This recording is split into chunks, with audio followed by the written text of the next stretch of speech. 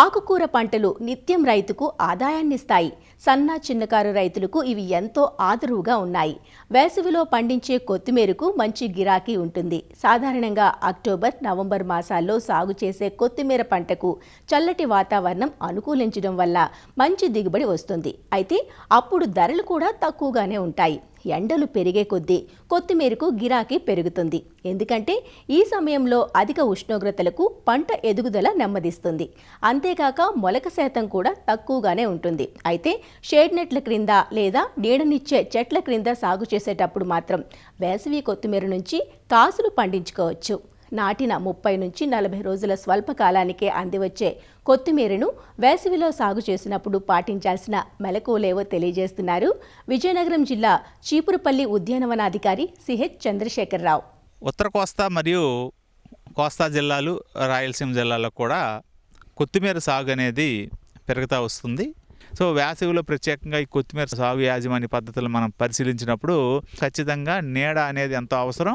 మరి చెట్ల నీడలో కానీ, తాటాకు పందిరి కింద కానీ, షేడ్ నెట్ల కింద కానీ సాగు చేయడం ద్వారా అధిక ఉష్ణోగ్రత, అధిక కాంతి వంటి ఇబ్బందుల్ని అధిగమించవచ్చు.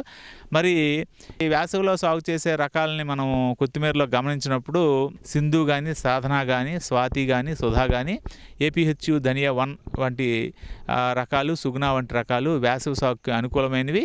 అదేవిధంగా ఎల్సిసి 234 మంచి సువాసన కలిగి అధిక దిగుబడులు ఇస్తాయి. మరి వేసవిలో కొత్తిమీర సాగు చేసేటప్పుడు మొలక శాతం తక్కువగా ఉంటుంది కాబట్టి విత్తనం అధిక మోతాదులో వాడవలసిన అవసరం ఉంటుంది. ఎకరాకి 25 కిలోల విత్తనం అవసరం పడుతుంది. మరి విత్తన శుద్ధి అనేది కీలకం. మాగుడు తెగుల నుంచి పంట నష్టం జరగకుండా మన విత్తన శుద్ధి అనేది చేసుకోవాలి. కిలో విత్తనానికి 1 గ్రాము కార్బనిజం లేదా 2.5 గ్రాముల మ్యాంకోజెబ్తో విత్తడానికి 2-3 రోజుల ముందు శుద్ధి చేసుకోవాలి. మరి విత్తే విధానాన్ని మనం గమనించినప్పుడు బద్ద చేసిన విత్తనాన్ని విత్తుకున్నట్లయితే ఒక ధనియా గింజ నుంచి మనం 2 కొత్తిమీర విత్తనాలను మనం పొందే అవకాశం ఉంటుంది. 3 అడుగులు వెడల్పు, 6 అంగుళాలు ఎత్తు, తగినంత పొడవుతో మళ్ళు తయారు చేసుకుని వాటిలో విత్తుకోవాలి. 1 సెంటీమీటర్ లోతులో పడేటట్టుగా విత్తుకోవాలి. తర్వాత మళ్ళని వారం రోజుల పాటు విత్తనం మొలకయ్యే ప్రారంభం వరకు వరిగడ్డితో కప్పి అధిక ఉష్ణోగ్రతల నుంచి కాపాడాలి. వేసవి కొత్తిమీర సాగులో ఎరువుల యాజమాన్యాన్ని మనం పరిశీలించినప్పుడు ఎకరాకి 10 టన్నుల దాకా పశువుల ఎరువుతో పాటు రసాయనిక ఎరువులు సెంటు మడికి 350 గ్రాముల యూరియా, 1 కిలో సింగిల్ సూపర్ ఫాస్ఫేట్తో పాటు 150 గ్రాముల మ్యూరేట్ ఆఫ్ పొటాష్ ఎరువులు వేసుకోవాల్సి ఉంటుంది. విత్తిన 20 రోజులకి జిబ్బరెలిక్ యాసిడ్ 0.1 గ్రాము 10 లీటర్లకి పిచికారీ చేసినట్లయితే ఆకు పెరుగుదల అనేది ఎక్కువగా ఉండడం జరుగుతుంది. మనకి కొత్తిమీరలో ఆర్థికంగా ఉపయోగపడేది ఈ కొత్తిమీర ఆకు కాబట్టి ఈ జిబ్బరెలిక్ ఆమ్లం పిచికారీ చేయడం ద్వారా ఈ ఆకుల శాతాన్ని మనము ఎక్కువగా పొందవచ్చు.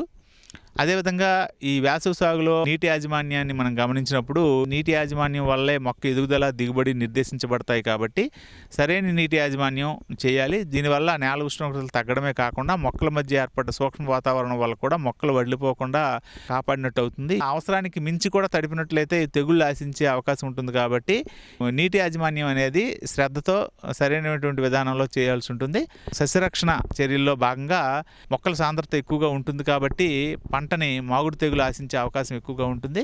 మరి ఈ తెగులు ఆశించకుండా విత్తన శుద్ధి తప్పనిసరిగా చేయాలి.